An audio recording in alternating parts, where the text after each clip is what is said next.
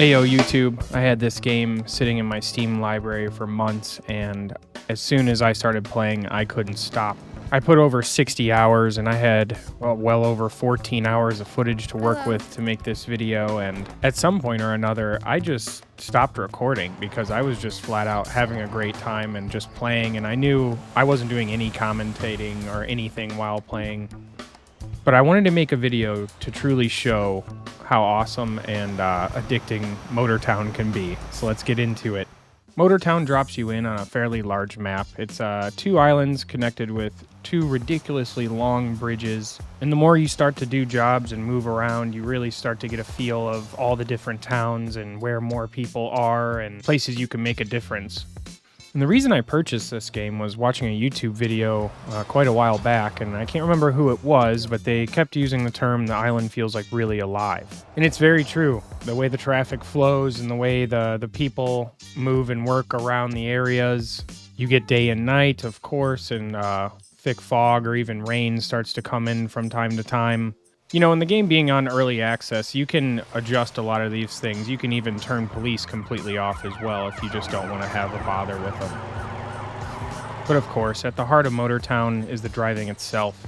It's where the game kind of really hooks you and pulls you in, and you know, you get to drive things that you might never drive in real life, and they do have a lot of personality to them. Trucks struggle uphill when they have heavy loads. Hell, they struggle on a lot of things when you have a heavy load. You know, and when you try sports cars or anything faster, you realize, wow, these drive so much nicer, especially after you've been driving like a semi or a bus. You can really feel the momentum in the cars as you accelerate, or, you know, you hit the brakes too hard on something, or take a truck into a corner that shouldn't be going 55 miles an hour around, but you do it, and then you take the consequences. The nice part is you don't really need a steering wheel to play this game. Just a controller or even keyboard is really nice, actually. I use it from time to time, but I did plug in my wheel, and I will tell you what, it made the second week of playing that game even more addicting. Trying to back up a semi for the first time probably in a game ever for me, and I'll admit it took like 10 minutes to get out of the parking lot. Now, the game has a wide variety of jobs you can already take on. Obviously, becoming a taxi driver or a bus driver, that's the one that really struck a note with me. I drove buses for a long time. It was my main moneymaker and actually everything I started buying when I built my business. And of course, there's all the delivery jobs that you can get, and heavier cargo as you start to level up and get bigger trucks, and then you can take bigger loads. What did you say? Take bigger loads, wow. And even multiple destinations. And inevitably, when you start to buy trucks for your business, those can also automate some of those cargo routes. And once I started my company and I started really getting a lot of vehicles in there, you start to sit on the map for a long time. And it's kind of why I feel like they have like an autopilot feature, because sometimes you really need to stop and like check out your business, but you want to continue your route that you're driving. And the thing that clicked for me that I didn't really realize was that these routes really matter and change what happens around the map. I mean, there's even cars that you can unlock by doing certain requests in certain areas. Not to mention there's just generally hidden cars as well all around the map. You can really make these cities grow by, you know, busing people around. It affects how the city grows, and bringing food from one town to another lets the population grow as well. And then you start buying properties, which allow you to kind of fast travel from area to area.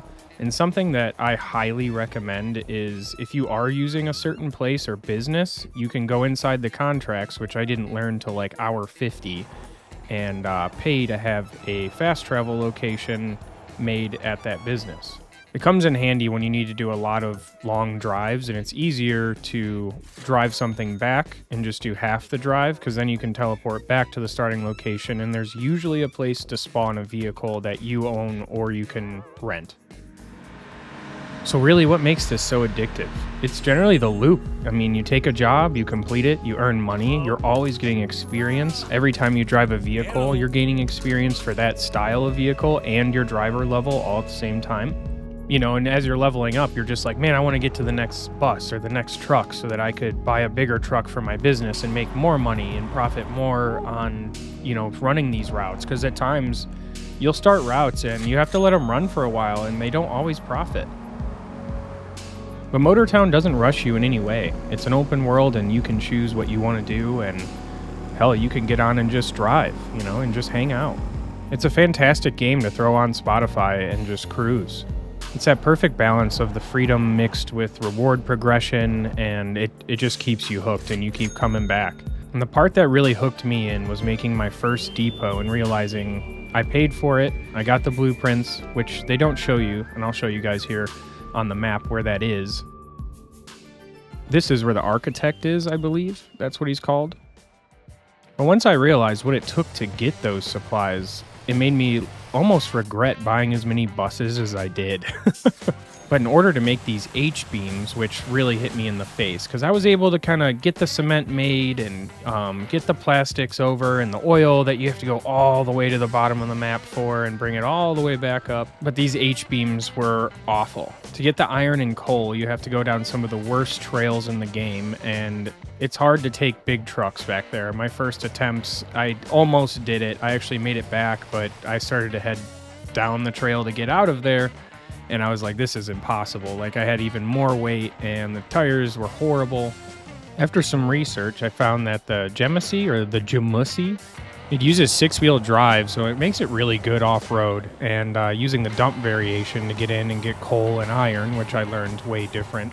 The iron made it extremely difficult to get out. I had to completely adjust my suspension and change everything on my truck just to make the drive a little bit better. But like, thinking in my head, I was like, I really don't want to do this. Like, I had to do the drive, I think a total of 6 or 8 times to get enough materials just to the storage area. And then I had one of my other AI trucks running loads down south until we got everything we needed there.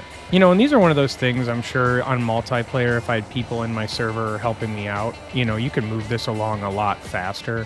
Even with my shortcut, like, I was able to basically teleport in, I could pick up something, do a small section of the dirt trail, and fall down a mountain and hope that I get close enough to either land it or get towed to the road.